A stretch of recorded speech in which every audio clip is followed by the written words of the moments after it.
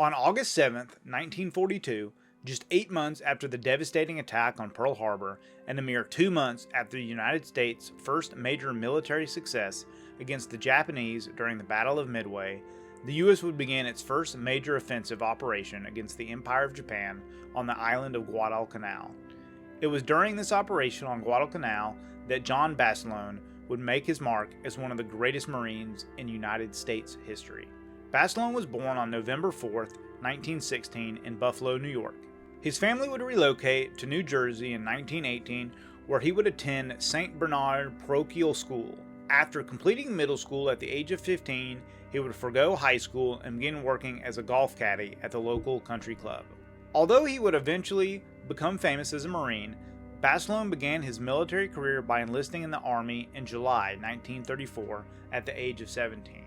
He would spend 2 years stationed in the Philippines, where he would be a champion boxer, earning the nickname Manila John. After being discharged from the Army in 1937, he worked as a truck driver in the States, but realizing he missed life as a soldier, he enlisted in the Marine Corps on July 11, 1940 in Baltimore, Maryland.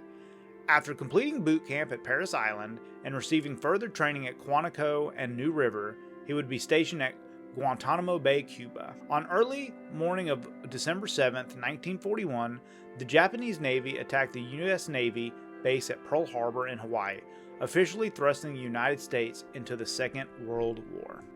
Just a month later, Basilone was promoted to sergeant, arriving in the Pacific in May as part of a Marine detachment sent to defend Samoa. The 7th Marine Regiment landed on the island of Guadalcanal on September 18, 1942, and it would take little time for Basilone to cement himself in the pages of American military history. On October 24th, during the battle for Henderson Field, Basilone and his 1st Battalion found themselves under fire from a regiment of some 3,000 soldiers from the Japanese Sendai Division. Commanding 2 sections of machine guns in D Company, Basilone and his men fought for 2 days until only himself and 2 other Marines were left. As ammunition from the machine guns started to become dangerously low, he fought through enemy lines that had infiltrated the Marine lines to resupply his gunners with much needed ammunition. Basilone then moved an extra gun into the direct line across from the Japanese and maintained continual fire against their position. After exhausting the last of his rounds, he held off the Japanese soldiers, attacking his position with his pistol and machete. Basilone and D Company had almost completely annihilated the Japanese company by the end of the battle. For his actions during the battle, Basilone was awarded the Medal of Honor.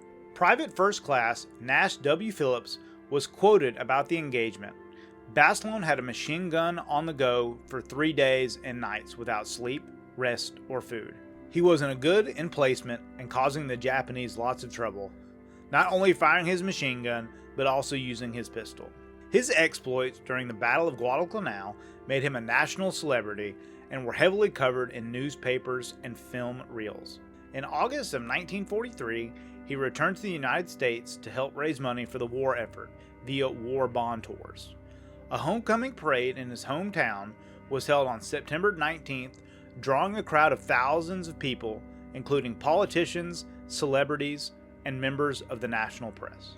However, quickly feeling out of place, he requested to return to the operating forces but was denied, being told he was more important on the home front selling war bonds. He remained adamant on his desire to return to an active combat role, and on December 27, 1943, Basilone left for training at Camp Pendleton, California, being promoted to gunnery sergeant in the summer of 1944.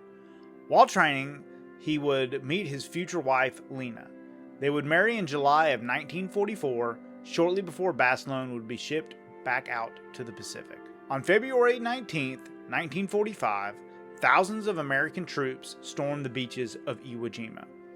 Iwo Jima being necessary to provide a crucial airbase for fighter escorts and provide an emergency landing for damaged bombers returning from missions over Japan.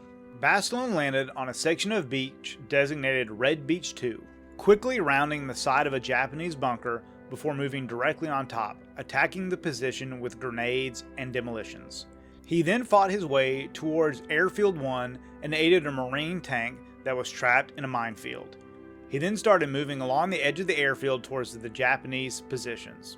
Original reports indicated he was hit by mortar fire, although later reports indicated that it could have been from small arms fire. Whatever the case may be, John Basilone never made it to the other end of the airfield, being killed as he moved along the airfield's edge. His actions that day helped the Marines penetrate the enemy defenses so that the airfield and subsequently the island could be taken. For his actions on February 19th, he would be awarded the Navy Cross for extraordinary heroism during the Battle of Iwo Jima. His remains would be returned to the United States, where he was buried at Arlington National Cemetery in Virginia.